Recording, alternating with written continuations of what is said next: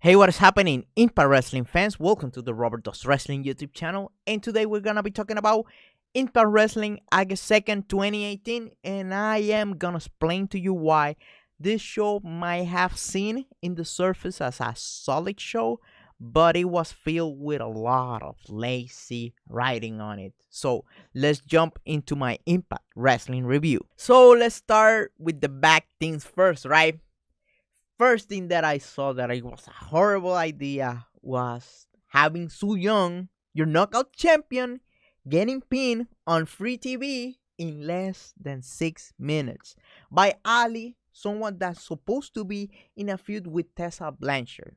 Why would you put your KO champion, Su Young, as a collateral damage to further that storyline? That doesn't make any sense to me, and obviously most likely to you. Another bad idea that I saw on this episode of Impact Wrestling was Santino Marella. Why would you do a face off with Austin Aries? First, Austin Aries is short, and there's nothing wrong about that. But why you expose him? You are exposing him, especially when he looks tiny, especially versus Santino Marella. That is insane. Wrestling is about, all the good stuff, the characters, the movements, the athleticism, but it is also about aesthetics. You should not put your champion in that position, especially on free television. Another bad idea that I saw on this one was KM taking a pin to the Desi Hit Squad. Why? Because Impact Wrestling doesn't have that much talent that is 6 feet tall and under. Therefore, you should care and take care of people who are tall, because you are gonna need a heavyweight division sometime.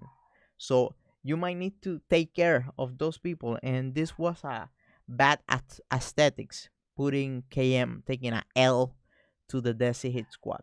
Another little red flag that I didn't like on this show was Katarina, like, giving him, Grado, the cold elbow.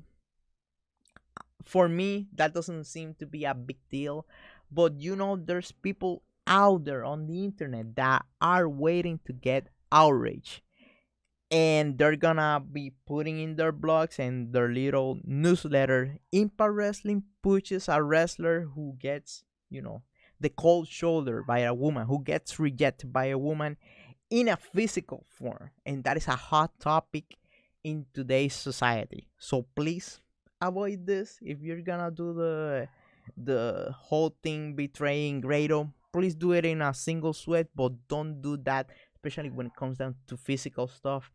That is gonna get us in a lot of trouble. Let's talk about the mixed bag, because this is where I found very, very, very lazy about this episode. Then we're gonna be talking about the positive stuff. So don't don't get don't get anxious, right?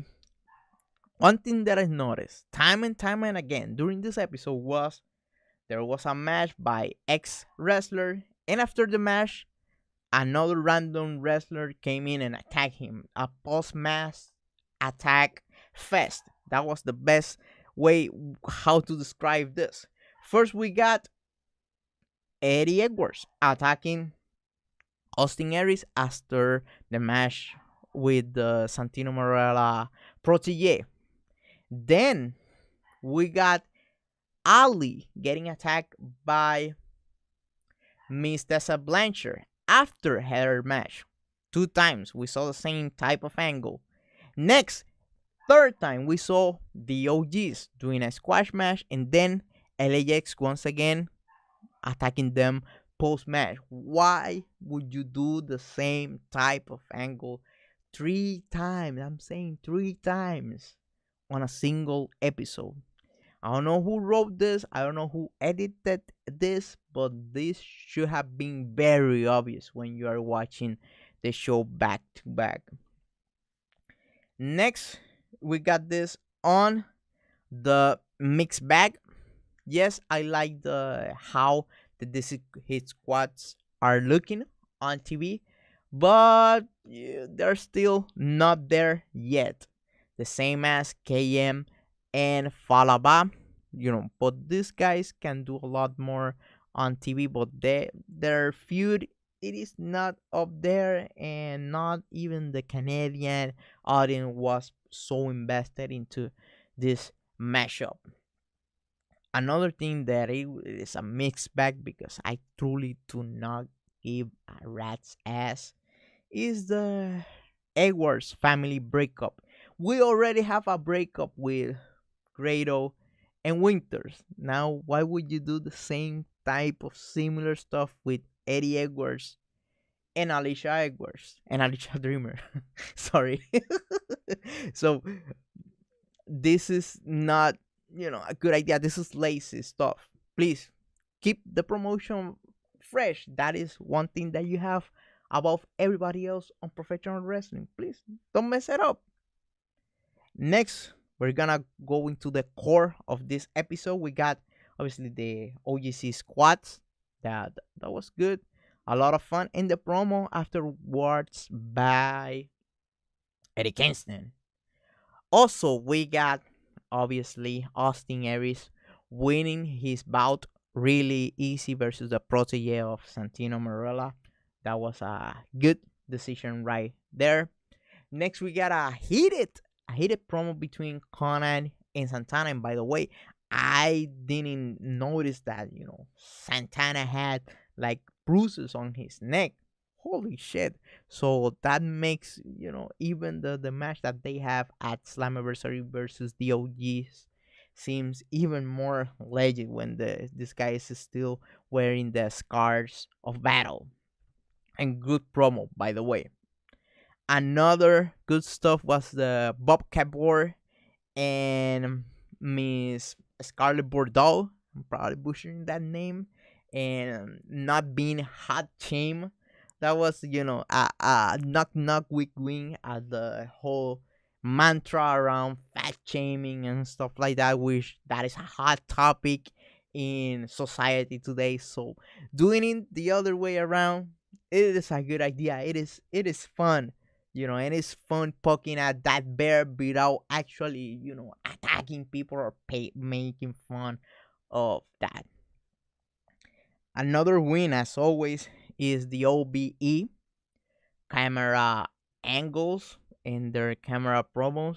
They seem to got this thing fair and square, and they seem to be the best at the whole selfie, webcam, camcorder type of promo, thing. Another thing that was a good decision was seeing it like Drake, and Trevor Lee pinning Grado and Mr. Joe Hendricks, especially having Eli Drake being the winner of the bout. Another thing that it was good was the Matt Seidel side shot promo. Not every single promo should be shot like that, but there is some freshness into doing that, not shooting people the same way every single week. Now let's talk about the above average stuff. Ali as a tag team wrestler. She seems to shine a lot more, and she seems to be a lot more comfortable wrestling as a tag team. I have not been critical enough of Ali, but Ali haven't had most likely any match that it is really good on Impact Wrestling. She seems to have pretty average matches, and that this seems to be above average, a lot better than her usual matches. So obviously this was a big victory for her for Impact Wrestling, and she seems a lot more comfortable on this one. And let's start the speculation about the knockout tag team titles returning and Ali being one of the people that hold that belt. Also, the suicide drive that Kiera Hogan did during this match, that was really good. Something that I was not expecting. Also, Ali joined her on the fun. So That was also good. Something about average that I was not expecting at all. Another thing that I was not really expecting was the Tessa Blanchard promo on Allie. I know there's a lot of people that are pretty high on her. I don't seem to be on that bandwagon, but this promo basically saying, "Hey, Ali, you're pretending to be a good girl, but at the end of the day, you just won the title. So, cut the bullshit and be straight with the people." I like that promo, and I like her throwing that sand into the way of Ali and their feud. Another thing that was about average was Impact Wrestling using, imagine this, Impact Wrestling using their TV time to promote something outside of Impact Wrestling, but that has to do with their Impact Wrestling talent and their tag team champions. So, the Young Bucks versus LAX, that is gonna be happening at the Jericho Cruise, the Cruise of Jericho. So this was really good, especially seeing them promoting that on television and basically saying, "Hey, please support our guys, the Latin American Exchange, LAX, Santana, and Ortiz." Another thing that was above average was the verbal confrontation between Jimmy Jacobs and Johnny Impact. Something, Johnny Impact is on the drier side, especially when it comes down to promo, but he seems to be a good dancing partner to Jimmy Jacobs. He just let himself go and follow his steps. So this promo was really good, obviously furthering the feud, the hidden feud between Johnny Impact and Congo Kong. Another thing that I thought that it was a cool little idea, something about average, was even though the Desi Hit Squad won, Kamasing wanted something more out of them, and he started to slap them. They are now known as the Desi Slap Squad. So this was good, and obviously it lends more credibility towards the authority and manager figure of Gani Singh.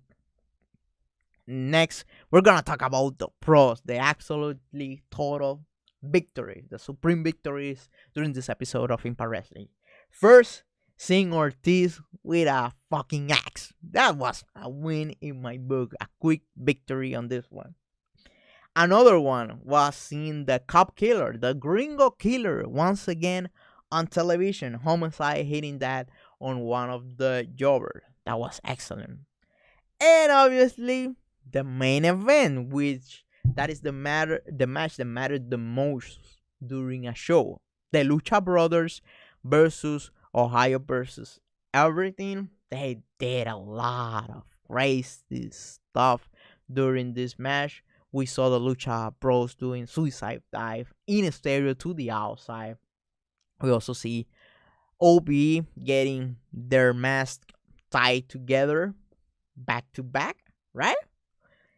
Then we saw Pentagon Jr. doing the package pile driver with the help of Phoenix doing a double foot stomp, and then Phoenix as a madman doing a suicide dive on the outside, but that was good for only for a 2 count. And then they try it again. We saw Pentagon doing the package pile driver. Then Phoenix did his double foot stomp as a help to that. And then Phoenix did a tope con hilo to the outside. And that was it. The winners were the Lucha Brothers. One thing that you will hear a lot, especially on the military, is whatever you do, you gotta finish strong, right? That is the idea, right? And that was something that Impact Wrestling did during this episode. Right after the Lucha Brothers versus OB match, we saw Mr. Kevin Kross cutting like a promo on a stairs, saying, "Hey, maybe maybe next time around you should be paying attention," and blah blah blah, kind of like putting that intrigue behind his character.